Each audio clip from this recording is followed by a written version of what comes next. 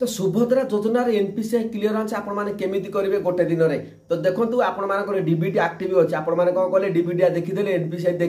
NPCI site रे जाई NPCI check करदेले आपण मानकर डीबीटी एक्टिव आसीगला तो आपण माने खुशी हे गेले मते पैसा मिलिबो मु आपण मानु सब बेले कहिछि पूर्वरु मध्ये लगातार भाबरे मु वीडियो अपडेट दैछि आपण मानकु एनपीसीआई विषय रे डीबीटी विषय रे आपण माने बुझिले नै आपण माने अल्प देखिले तो आज आपण माने देखि परले समय रे 5 लाख हिताधिकारी वर्तमान एनपीसीआई नै तो आपण माने भी देखुछन आपण मानकर एनपीसीआई जिते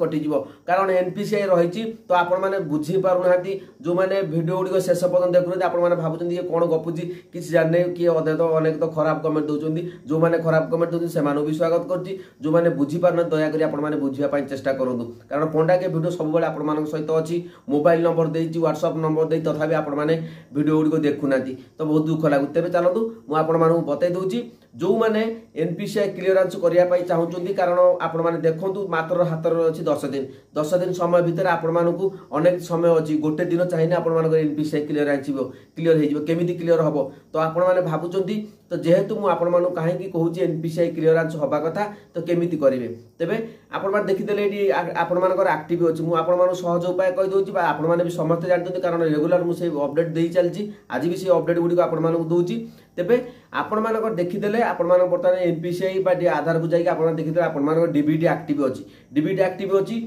आपण मैंने जाइए बैंक जाइए आधार कार्ड सब दे पलि आसिले आपण मानकर एक्टिव हो गला तो आउ थे आपण मैंने जाइए बैंक को कारण एमती अनेक कॉल आसूँ आज भी अनेक मो पाख कॉल आसी सारे मोर डीबीटी एक्टिव अच्छी जो कॉल कर डीबीटी एक्टिव जो पैसा उठे फिंगरप्रिंट जाइए फिंगरप्रिंट देला पैसा उठुनी तो केमी एनपीसीआई क्लीयर हम तो आपण मैंने बुझापी चेष्टा करूँ जो मानकर एनपीसीआई अच्छी जो मैंने बर्तमान समय डीबीटी स्टाटस चेक कर तो दयाकोरी जाइए आपण मैंने काली सुधा आपण मैंने देखूँ जब ट्राए कर जो मानकर सन्देह रोज मोर एनपीसीआई क्लीयरेंस ना जो मैंने रिजेक्ट लिस्ट रे ना पलि आसी एनपीसीआई रिजेक्ट लिस्ट रे तो आपण मैंने आधार जो जनसेवा केन्द्र अच्छी सेठी जातु फिंगरप्रिंट दे टका 100-150 उठातु पुणी पछारे डिपोजिट करदे फोन पे माध्यम किसी असुविधा ना तो आपण देखूँ आपण मान फिंगरप्रिंट रे पैसा उठीगला तेबे आपण मैंने कन्फर्म हो जातु आपण मान एनपीसीआई क्लीयर हो जाइए कारण जहाँ भी अपडेट थी मुझे जनईदेनी आपण मैंने भावतुनि जे